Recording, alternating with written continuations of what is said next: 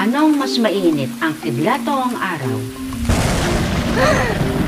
Lola Lovely, ang lakas ng kulog. Natatakot ako. Alam mo ba, kapag may kidlat, siguradong may kulog din. Pero bakit nga po ba? Lola!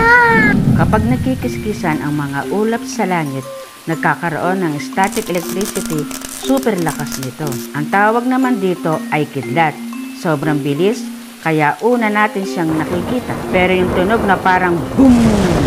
Yan ang kulog na gagaling yan sa hangin na umiinit dahil sa kidlat. Tapos biglang sumasabog. Kaya pala nauuna ang kidlat tapos kulog. Tama, Apo. Ang kidlat at mabilis na kulog naman ay malakas ang tunog. Pero ang mga ito ay normal na nangyayari. Huwag ka nang matakot, Apo. Nasa loob tayo ng bahay kaya safe tayo. Sige po, Lola. Alam niyo ba na 5 times na mas mainit ang kidlat kaysa sa araw dahil nagre-release to ng massive bolt of electricity. O diba? Learning is fun. The best ang may alam. Red Kids!